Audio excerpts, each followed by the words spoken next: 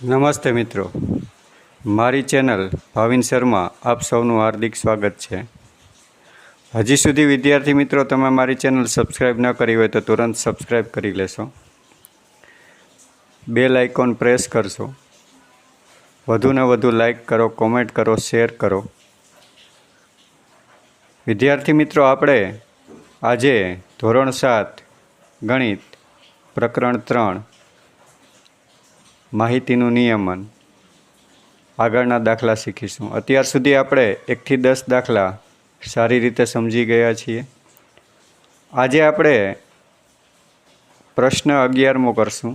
હવે પછીના પ્રશ્નો બધા આલેખના છે, જેના વિશે આપણે માહિતી મેળવી લીધી છે કે આપણે લંબ આલેખ દોરવાના છે। આલેખ પત્ર પર આપણે જોઈએ તો જે આડી રેખા છે તેને એક્સ ધરી કહે છે અને જે ઊભી રેખા છે એને વાય ધરી અથવા તો વાય અક્ષ કહેવામાં આવે છે। તમે આલેખ પત્રમાં જોશો એટલે આ વસ્તુનો તમને સારી રીતે ખ્યાલ આવશે। હવે પ્રત્યેક માહિતી દીઠ એટલે કે જેટલી માહિતી હોય એ દરેક માટે એક એક સ્તંભ એટલે કે ઊભો લંબચોરસ દોરવામાં આવે છે। આ દરેક સ્તંભની પહોળાઈ એક સરખી હોય છે, ઊંચાઈ માપ પ્રમાણે અલગ અલગ હોય છે। આપણે જે રકમ આપેલી હશે તે પ્રમાણે ઊંચાઈ અલગ અલગ હોય છે। તમે આ આલેખમાં જોઈ જ શકો છો કે બધા સ્તંભની પહોળાઈ એક સરખી છે, જ્યારે ઊંચાઈ અલગ અલગ છે। હવે પ્રમાણ માપને કઈ રીતે લેવું તે આપણે આ 11મો દાખલો જોઈને સમજીએ। દાખલો 11મો છે કે શાળાના એક ઓરડાને રંગકામ કરવાનું નક્કી થયું। ધોરણ 7ના વિદ્યાર્થીઓની રંગની પસંદગી નીચે પ્રમાણે છે। માહિતીનો લંબ આલેખ તૈયાર કરો। લંબ આલેખ પરથી નીચેના પ્રશ્નોના જવાબ લખો। પ્રમાણ માપ આપણને કીધું છે કે 1 સેન્ટીમીટર લંબાઈ બરાબર 5 વિદ્યાર્થીઓ લેવાના છે। હવે મનગમતો રંગ વિદ્યાર્થીઓનો છે લાલ, લીલો, વાદળી, પીળો અને નારંગી। વિદ્યાર્થીઓની સંખ્યા કીધી છે। લાલ રંગ પસંદ હોય એવા 40, લીલો પસંદ હોય તેવા 20, વાદળી પસંદ હોય તેવા 55, પીળો પસંદ હોય તેવા 50 અને નારંગી પસંદ હોય તેવા 30 વિદ્યાર્થીઓ છે। હવે આપણે સૌપ્રથમ ખ્યાલ છે કે એક્સ અક્ષ પર આપણે ગુણાત્મક માહિતી લેવાની છે, એટલે કે આપણે મનગમતો રંગ છે તે આપણે એક્સ અક્ષ ઉપર લેશું। તો આપણે સૌપ્રથમ એ શીખી લઈએ। આપણે જોઈ શકીએ છીએ કે આલેખ પત્રમાં અમુક લાઈન ઘાટી છે, તમે જોઈ શકો છો કે ઘાટી લાઈન છે અને તેની વચ્ચે 5 બોક્સ આપેલા છે। આ બધી વસ્તુઓ તમારે ધ્યાનમાં રાખવાની છે। હવે આપણે તમે જોઈ શકો છો કે મિત્રો દર બીજા બોક્સમાં લાલ, લીલો, વાદળી, પીળો અને નારંગી એવું લખવામાં આવ્યું છે।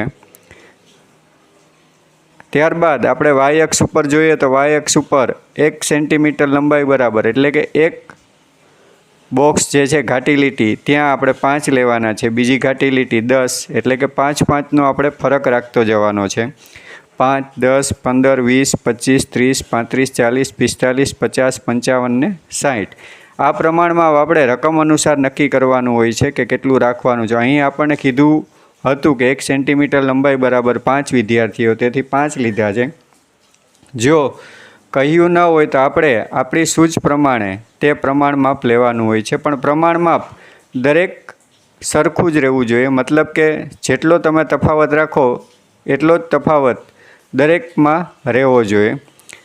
હવે આપણે આલેખ દોરવાની શરૂઆત કરીએ તો સૌપ્રથમ આપણે જોશું કે લાલમાં 40 વિદ્યાર્થીઓની સંખ્યા છે, તો આપણે 40 સુધી લાઈન દોરશું અને ત્યાં સ્તંભ આપણે દોરશું। સ્તંભ આપણે બીજી બોક્સથી ડાબી બાજુ એક બોક્સ ખસશું એટલે કે આખું એક બોક્સ પહોળાઈ સરખી રહી એ રીતે આપણે સ્તંભ દોરશું 40 સુધી લઈને।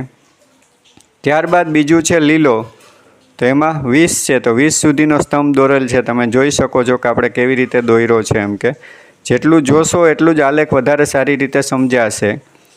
ત્યારબાદ વાદળી એ છે 55, તો એમાં પણ એવી જ રીતના દોરવામાં આવ્યું છે. મિત્રો, ગણિત શીખતી વખતે જ્યારે તમે કોઈ પણ ચેનલ ઉપર ગણિત શીખતા હોય ત્યારે સાથે જે પુસ્તક છે તે પુસ્તક સાથે રાખવું, એટલે તમને સારી રીતે સમજાશે કે શું કહેવા માગે છે અને આપણે શું કરવાનું છે.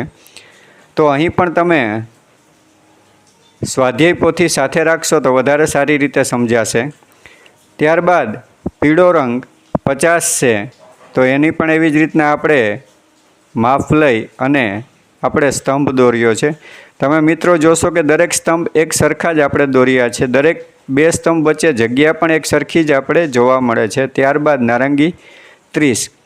હવે આલેખ આપણા સ્તંભ પૂરા થઈ ગયા. પેન્સિલથી જ આલેખ દોરવાનો છે. હવે તમે જોઈ શકો મિત્રો કે તમને માહિતી જોઈને જ તમને ખબર અમુક વસ્તુ પડશે. કેવી?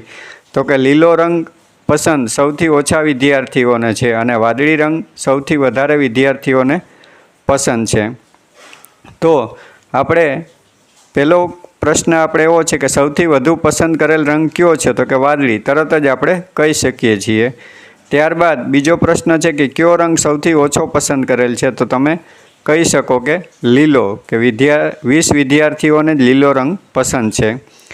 હવે ત્રીજો પ્રશ્ન છે કુલ કેટલા રંગ છે ને ક્યાં ક્યાં? તો આપણે જાણીએ જ છીએ કે કુલ રંગ 5 છે. ક્યાં ક્યાં છે? તો કે લાલ, લીલો, વાદળી, પીળો અને નારંગી. ત્યારબાદ હવે આપણે 12મો દાખલો જોશું કે 5 વિદ્યાર્થીઓના વજનની માહિતી કિગ્રામાં નીચે પ્રમાણે છે.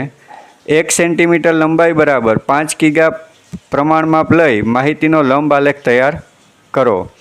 લંબ આલેખ પરથી નીચેના પ્રશ્નોના જવાબ લખો. વિદ્યાર્થીનું નામ છે રમેશ, સુરેશ, મનેશ, હરેશ અને દિનેશ. વજન કિગ્રામાં આપેલ છે 65, 40, 35, 40 અને 55. તો હવે આપણે સૌપ્રથમ એક્સ અક્ષ ઉપર આપણે જેમ વાત કરી એમ ગુણાત્મક માહિતી એટલે કે વિદ્યાર્થીનું નામ છે તે આપણે એક્સ અક્ષ ઉપર લેશું. તો આપણે આગલા આલેખમાં કર્યું એવી જ રીતે રમેશ, સુરેશ, મનેશ, હરેશ અને દિનેશ દર બીજી લાઈનમાં આપણે લખતા જશું. બીજા બોક્સ જે છે એમાં આપણે લખશું. અને વાય અક્ષ ઉપર આપણે 1 એકમ બરાબર 1 સેન્ટીમીટર બરાબર 5 કિલોગ્રામ લેશું. એટલે કે 5, 10, 15, 20, 25, 30, 35, 40, 45, 50, 55, 60, 65 અને 70. મોટામાં મોટી રકમ 65 છે એટલે આપણે 65 સુધી તો જવાનું જ છે એટલે આપણે 70 લેશું. હવે સૌ પ્રથમ વિદ્યાર્થી મિત્રો રમેશ એનું વજન છે 65 કિલોગ્રામ, તો આપણે 65 કિલોગ્રામ સુધીનો સ્તંભ દોરશું. ત્યારબાદ સુરેશ છે, સુરેશ 40 કિલોગ્રામ, તો 40 કિલોગ્રામ સુધીનો આપણે સ્તંભ દોરશું. કેવી રીતે દોરવો તે તમને સારી રીતે સમજાઈ જ ગયું હશે કે કેવી રીતે આપણે પેન્સિલ અને ફૂટપટ્ટીની મદદથી આલેખ દોરવાનો છે. ત્યારબાદ મનેશ 35 છે, તો 35 આપણે લઈ ત્યાં સ્તંભ આપણે દોરવાનો છે. સ્તંભની પહોળાઈ સરખી રહેવી જોઈએ. ઊંચાઈ તમે જોઈ શકો છો કે દરેકની અલગ અલગ આવે છે. ત્યારબાદ હરેશનું વજન પણ 40 કિલોગ્રામ છે એટલે કે સુરેશ જેટલું જ વજન છે, તો એનો સ્તંભ પણ આપણે એવી રીતે દોરશું. ત્યારબાદ દિનેશ 55 કિલોગ્રામ છે, તો એનો સ્તંભ પણ આપણે દોરશું 55 કિલોગ્રામનો. તો આ રીતે આપણો આલેખ દોરાઈ ગયો છે. હવે આપણે નીચેના પ્રશ્નોના જવાબ આપવાના છે. દરેક આલેખમાં પ્રમાણમાપ આપણે લખવાનું હોય છે. અહીં પ્રમાણમાપ વાય અક્ષ પર 1 સેન્ટીમીટર બરાબર 5 કિલોગ્રામ લખવાનું છે. તો પહેલો પ્રશ્ન આપણે છે કે કયા વિદ્યાર્થીનું વજન સૌથી વધારે છે? તો આપણે આલેખ જોઈને કહી શકીએ કે રમેશનું વજન સૌથી વધારે છે. ત્યારબાદ બીજો પ્રશ્ન છે કે કયા વિદ્યાર્થીનું વજન સૌથી ઓછું છે? તો તમે જોઈ શકો છો કે મનેશનું વજન સૌથી ઓછું છે 35 કિલોગ્રામ. ત્યારબાદ ત્રીજો પ્રશ્ન છે કે કયા બે વિદ્યાર્થીઓનું વજન સરખા છે? તો તમે જોઈ શકો છો કે સુરેશ અને નરેશ આ બંનેના વજન સરખા છે. ત્યારબાદ આપણે 13મો પ્રશ્ન જોઈએ કે એક વિદ્યાર્થી મહેશના પ્રથમ સત્ર અને દ્વિતીય સત્રના પરિણામ નીચે મુજબ છે. યોગ્ય પ્રમાણમાપ લઈ માહિતીનો દ્વિલંબ આલેખ રચો.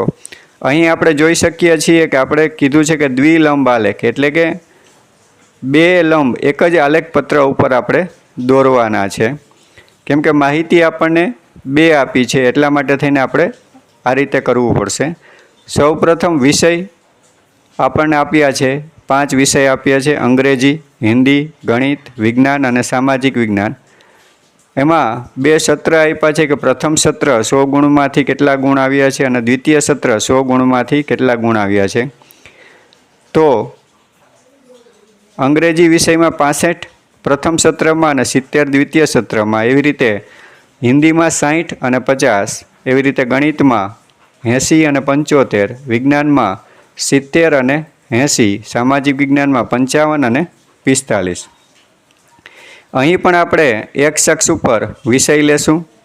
દર બીજા બોક્સમાં આપણે વિષય લખશું: અંગ્રેજી, હિન્દી, ગણિત, વિજ્ઞાન અને સામાજિક વિજ્ઞાન. ત્યારબાદ આપણે આલેખ દોરશું. તો આલેખ દોરવા માટે થઈને આપણે કેવી રીતે આલેખ દોરશું એ ખાસ કાળજી રાખવાની છે કે લંબ આલેખ, દ્વિલંબ આલેખ આપણે દોરવાનો છે. તો સૌ પ્રથમ આપણે X અક્ષ ઉપર નામ લખી દીધા. ત્યારબાદ Y અક્ષ ઉપર આપણે પ્રમાણમાપ લેશું. તો અહીં આપણે 10-10 ગુણનો તફાવત રાખશું, એટલે કે 10, 20, 30, 40, 50, 60, 70, 80, 90 અને 100. હવે અહીં આપણે મિત્રો આલેખ દ્વિલંબ આલેખ દોરવાના છે, એટલે કે સરખી જગ્યામાં વ્યવસ્થિત આપણે દોરી શકીએ અને વ્યવસ્થિત આપણી માહિતી દેખાઈ શકે એ માટે થઈને જગ્યા સરખી રાખવાની છે અને આલેખ સારી રીતે સમજીને દોરવાનો છે. તો સૌ પ્રથમ આપણે અંગ્રેજીમાં 65 માર્ક છે, તો આપણે 65 સુધી એટલે કે 60 અને 70ની વચ્ચે લેશું. આપણે 2 રીતે આલેખ બનાવી શકીએ. અહીં જે તમને આકૃતિમાં બતાવ્યો છે આલેખ પત્રમાં એ મુજબ, અથવા તો આપણે જે બીજો બોક્સ છે ત્યાંથી નાના 3 બોક્સ છે એ ડાબી બાજુ લઈ અને આપણે એક સ્તંભ દોરશું, એટલે 65નો એ સ્તંભ આપણે દોરશું. ત્યારબાદ દ્વિતીય સત્રમાં 70 છે એટલે કે એનાથી ઉપર આપણે એવી રીતે દોરશું અને 70નું માપ લેશું.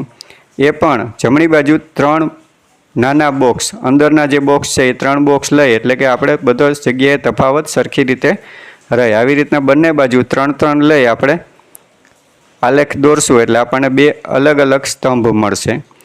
2 અલગ અલગ સ્તંભને અલગ કરવા માટે થઈને બીજા સ્તંભમાં એટલે કે દ્વિતીય સત્રના જે આપણે 70 માર્ક છે તેને અલગ પાડવા માટે થઈ અને આપણે તેમાં કોઈ ડિઝાઇન કરી દેશું. મેં અહીં લાઈન કરી છે, તો તમે લાઈન કરી શકો અથવા તો કલર કરી શકો, પેન્સિલથી ઘાટું કરીને પણ કરી શકો એમ કે.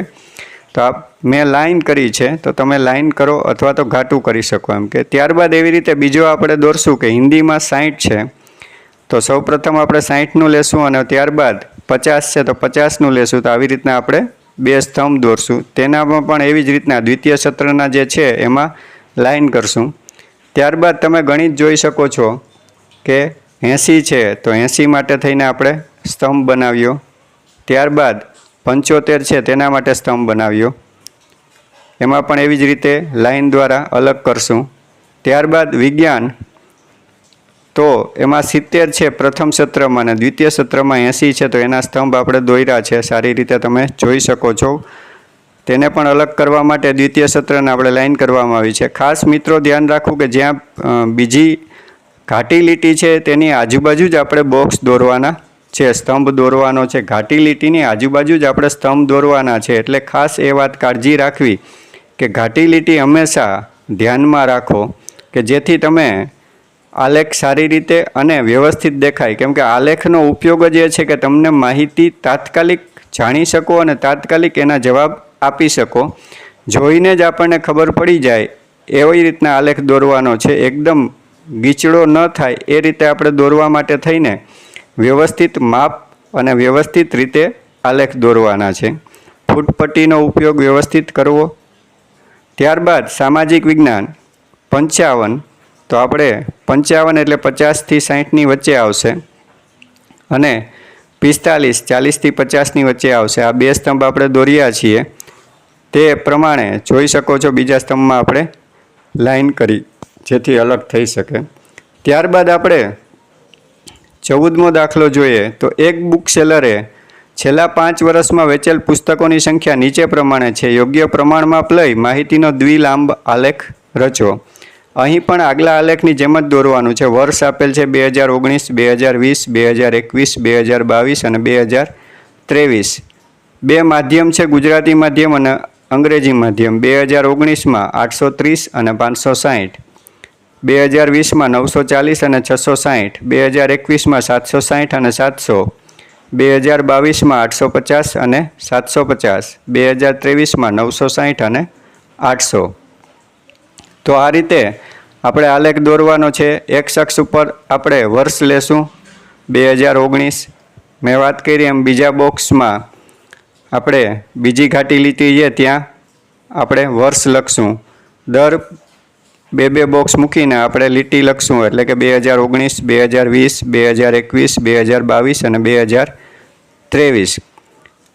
ત્યારબાદ આપણે વાય અક્ષ ઉપર પ્રમાણમાં આપણે જોશું તો સૌથી મોટી સંખ્યા 940 છે, 960 છે. એટલે આપણે વાય અક્ષ ઉપર 1 સેન્ટીમીટર બરાબર 100 લેશું. 100, 200, 300, 400, 500, 600, 800, 900 ને 1000. ત્યારબાદ આપણે આલેખ દોરવાની શરૂઆત કરીએ તો 2019માં 830 છે. તો તમે જાણો છો કે 830 800 અને 900ની વચ્ચે આવશે. અને આપણે બે બોક્સ, નાના બે બોક્સ આપણે લેશું, એટલે 800 નાના દોઢ બોક્સ આપણે લઈએ એટલે 30 થશે. તો આપણે એ રીતના દોરેલ છે. 830નું એક બોક્સ દોરશું. ઘાટી લીટીની ડાબી બાજુ 3 બોક્સ મૂકીને 3 બોક્સ નાના યુઝ કરીને આપણે સ્તંભ દોરશું. ત્યારબાદ 560 એ પણ એવી જ રીતના આપણે માપ લઈને દોરશું, પણ ઘાટી લીટીની જમણી બાજુએ 3 બોક્સ, એને અલગ કરવા માટે થઈને લાઈન કરશું. ત્યારબાદ 2020, 940 અને 660, તો એ પણ માપ લઈ આપણે 940 એટલે 900 ને 1000ની વચ્ચે આવશે. 660 એટલે 600 ને 700ની વચ્ચે આવશે. આ બંને સ્તંભ આપણે દોર્યા છે. તો એમાં પણ એવી જ રીતના ઘાટી લીટીની ડાબી બાજુ ગુજરાતી માધ્યમનો અને ઘાટી લીટીની જમણી બાજુએ અંગ્રેજી માધ્યમનો આપણે સ્તંભ દોરશું. બંનેના સરખા માપ 3 અંદરના બોક્સ નાના જે છે એ 3 બોક્સ આપણે લેવાના છે, એટલે કે બધામાં એક સરખું માપ જળવાઈ રહે અને 2 વર્ષના સ્તંભ વચ્ચે પણ જગ્યા સરખી રહી. ત્યારબાદ 2021માં 760 અને 700, તો આ સ્તંભ પણ આપણે દોરી લીધા છે 760 અને 700ના. તો એમાં પણ એવી જ રીતના ઘાટી લીટીની ડાબી બાજુ અને ઘાટી લીટીની જમણી બાજુ. ત્યારબાદ 2022માં છે 850 અને 750. તો એ પણ જોઈ શકો છો કે 850 એટલે 800 અને 900ની વચ્ચે, 750 એટલે 700 અને 800ની વચ્ચે. ત્યારબાદ 2023 છે 960 અને 800, તો એના સ્તંભ પણ આપણે દોર્યા છે. દરેક સ્તંભની પહોળાઈ સરખી રાખવાની છે. ઊંચાઈ તમે જોઈ શકો છો કે અલગ અલગ છે. 2023માં 960 અને 800, તો આ તમે જોઈ શકો છો વિદ્યાર્થી મિત્રો કે આલેખ આ રીતે દોરવામાં આવે.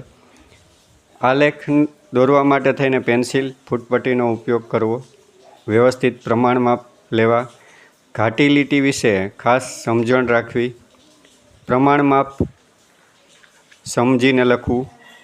ત્યારબાદ આપણે પ્રવૃત્તિ જોઈએ. વર્ષ 2017માં એક શહેરમાં જુદી જુદી કોલેજોમાં અભ્યાસ કરતા વિદ્યાર્થીઓની માહિતી નીચે પ્રમાણે છે. તે પરથી લંબ આલેખ બનાવો. લંબ આલેખ પરથી નીચેના પ્રશ્નોના જવાબ લખો. પ્રમાણમાપ આપણે લેવાનું કીધું છે કે 1 સેન્ટીમીટર બરાબર 50 વિદ્યાર્થીઓ લેવા. વિદ્યા શાખા આપણને આપી છે તબીબી, ઇજનેરી, વિજ્ઞાન, વાણિજ્ય, વિનયન અને કાયદો. વિદ્યાર્થીઓની સંખ્યા 280, 500, 400, 400, 310 અને 160. હવે વિદ્યાર્થી મિત્રો એક અક્ષ ઉપર આપણે વિદ્યા શાખા લેશું તબીબી, ઇજનેરી, વિજ્ઞાન, વાણિજ્ય, વિનયન અને કાયદો. વાય અક્ષ ઉપર આપણે 1 સેન્ટીમીટર બરાબર 50 વિદ્યાર્થીઓ લેવાનું કહ્યું છે, એટલે 50, 100, 150, 200, 250, 300, 350, 400, 450, 500, 550, 600 સુધી લેશું, કેમ કે આપણે મોટી સંખ્યા 500 આપેલ છે. ત્યારબાદ આપણે ઘાટી લીટીને ધ્યાનમાં રાખી આપણે આલેખ દોરશું. સૌપ્રથમ તબીબી માં 280 છે, 280 એટલે કે 250 અને 300ની વચ્ચે આવશે, એટલે કે અંદરની જે ત્રીજી લીટી છે ત્યાં સુધી આપણે લઈ જઈશું 250 અને 300ની વચ્ચે જે છે. ડાબી બાજુએ આપણે સ્તંભ દોરશું, પૂરેપૂરો 1 સેન્ટીમીટરનો સ્તંભ દોરશું તબીબી માટે થઈને. ત્યારબાદ ઇજનેરીમાં 500 છે તો 500 સુધી લઈને ડાબી બાજુએ આપણે સ્તંભ 1 સેન્ટીમીટરનો દોરશું. ત્યારબાદ એવી જ રીતે વિજ્ઞાન 400 છે તો એનો પણ આપણે સ્તંભ એ રીતના દોરશું ડાબી બાજુએ. વાણિજ્યમાં પણ 400 છે, આપણે એ રીતે સ્તંભ દોરી લેશું. વિદ્યાર્થી મિત્રો, આલેખ પરીક્ષામાં 5 ગુણના પૂછાય જ છે, એટલે સારી રીતે તૈયાર કરવા. સાવ સહેલા હોય છે, સારા માર્ક્સ લઈ શકાય. ત્યારબાદ વિનયન 310 છે તો 300 પછી એક બોક્સ, નાનું અંદરનું બોક્સ આપણે લેશું એટલે 310 થશે. તો વિનયનમાં 310નો આપણે સ્તંભ દોરશું.